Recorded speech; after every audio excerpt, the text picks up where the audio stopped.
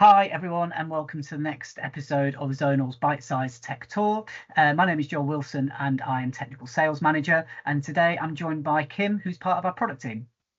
Hi, my name's Kim North and I'm the Business Analyst for Acquire. Excellent. Thank you for joining us today, Kim. So today we're talking all about online ordering and procurement. And I guess over the last 12 to 18 months, operators have seen a real spike in costs. They've also seen real fluctuations in supply chain, which has made the visibility and the management of their cost prices more important than ever. So important now that operators are doing all they can to help protect their GPs and help protect their profit margins. And a key way that they can do that is by having full visibility of those cost prices all the way from ordering all the way through to invoicing, and being able to identify any changes or any fluctuations in between. On top of that, our recent legislation has meant that if we are presenting any allergen and nutritional information to customers, it's really important that our supply chain remains intact and that our on-site teams aren't able to deviate away from approved buying lists. So there's a couple of challenges there that are facing operators. Thankfully, we've got you with us, so I'll be really interested to see what your insight is. As always, Kim, I've got 3 questions for you. So my first question is, what are the current trends in online ordering and procurement? Great, thanks, Joel. So I think, firstly, the problems that are facing hospitality operators are those that are facing any company that's involved in buying from the global supply chain. Hospitality has always followed this management strategy, something called just-in-time delivery, which is about making sure that the goods in the supply chain get to the point that they need to at the time that they need to, so that you're not over-ordering and impacting your site's profits by creating this extra waste. You're not under-ordering, reducing your site's ability to make profits by not giving them enough goods. So there's always been this kind of really fine line that operators have to walk within in order to maximize the amount of profit that they can get from their sites. Unfortunately, in the last decade, as you sort of touched on at the start, we've had these kind of big seismic shocks to the system, which has really exposed the vulnerability within that management strategy, and also exposed the vulnerability of hospitality operators to it. We've had Brexit, whichever side you fell down on the camp, has impacted our ability to access European markets, as well as caused labour shortages within UK hospitality. We've had COVID, which caused, obviously a massive shutdown of hospitality around the world. We've had the war in Ukraine, which has pushed up energy prices, and which meant suppliers have had to push up their prices. And all of this uncertainty has just created this environment where operators are having to think very carefully about what they're going to do to respond to it. I think some operators sometimes feel like they're fighting to stay afloat, or certainly have been within the last few years. So the big themes really are around how do we improve the resilience of the supply chain within hospitality, and how do we help reduce costs.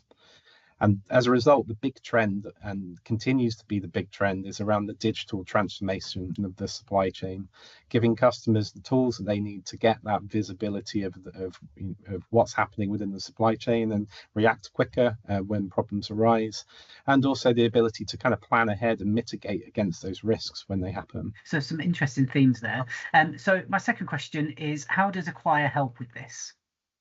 So I think Acquire is pretty uniquely positioned to help with this. Though I think one of Acquire's core strengths is the amount of visibility it gives you over the whole life cycle of an order, so you can understand exactly what's happening whenever you look at orders in Acquire.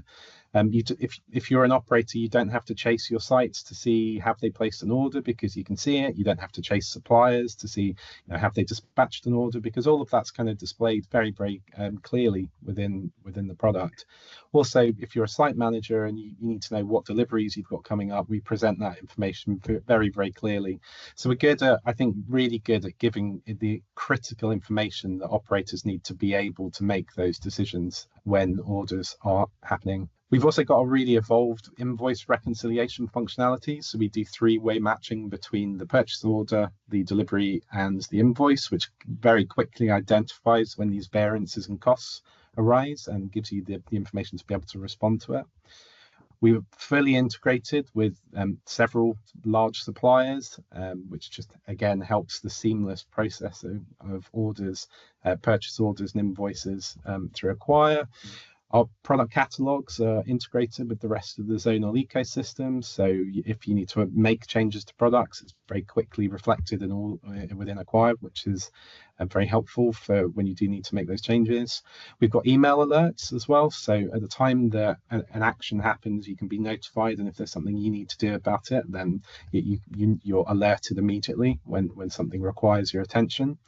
We've also got automation at different points when Acquire. So even starting at the beginning of the ordering process, we've got suggested ordering, which allows Acquire to calculate an order on behalf of site managers. And we've also got the ability to automate that as well. So it's not even a manual task that needs to happen. It's something that can be configured to switch on, create an order from a calculation, and then place it at a preset time. But as well as that, we can also configure the different parts of the whole ordering lifecycle and automate the different actions at different moments. So you can do auto dispatch, auto accept, auto invoice. We can raise credit requests automatically when discrepancies occur, and we can automatically reconcile orders. So we've got lots of ways to kind of configure Acquire around automation. And this kind of barely scratches on the surface really of what Acquire does. I mean, we've got other things. We have budgets, we have reporting, we have order approvals, we have forced order drops and templates. So Acquire has lots of tools available to help customers configure the product exactly how they want to weather these kind of difficult periods, and to give them the information they need to plan ahead when necessary. Brilliant. And I think the automated nature of Acquire is key. Being an ex-operator myself, I dread to think how many hours I've spent manually placing orders, then having to manually enter a delivery note, then manually check that to make sure my stock results are accurate. So the more elements of that we can automate, the less time I'm in an office, the more time I'm front of house with my customers, making sure they're having the right experience. So that's brilliant. So my final question is, what is the future of procurement? So I think something you touched on there. I think automation is going to be a big part of it. Not just automation, but also giving the flexibility around which parts of the supply chain, your interaction with suppliers that you want to automate.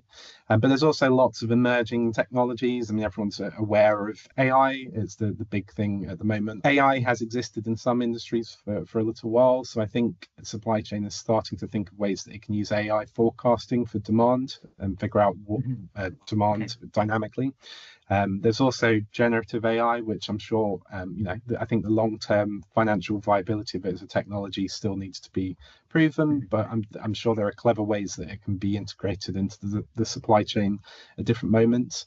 We've also got blockchain. So one big US retailer recently put blockchain technology in as a way to handle invoice reconciliation disputes, and they saw the number of those drop off. So as with all of these things, these are great new shiny toys for everyone to play with, but the note of caution is that we should always be aligning the features that we develop around the problems that we want to solve for our customers, not letting technology lead it. That being said, there's lots of opportunities there to look at ways that we can build even better products for our customers. And then there's things like environmental, social, and governance principles, which are increasingly important to consumers. And this is like the ethical standards that consumers increasingly want companies to say that they abide by. So things like getting that snapshot into the supply chain to show the sustainability of it at a given moment, being able to show to your consumers that you're ethically sourcing your products is, I think, going to be quite important. And then as a follow-on from that, we've got really a big challenge in the UK, which is in 2027, the deposit return scheme is due to come into effect. Which is going to throw a lot of challenges into hospitality around how to handle the requirements of that scheme. And we're already having those initial conversations with customers and suppliers to talk to them about it, but it is going to be a big challenge. That being said, there are challenges, but there's also lots of opportunities for creating better products for our customers, so that then the stress of supply chain is taken away from them, and we can give them back the ability to help them build a better hospitality business and get back to that core part of it, which is focusing on building the best possible experience for their guests.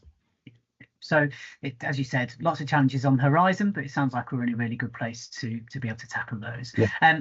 Thank you so much for your insight there, Kim. That was really valuable. Thanks for taking time out of your day to be with us today, and I hope to see you again soon. Cheers. Great. Thanks, Joel.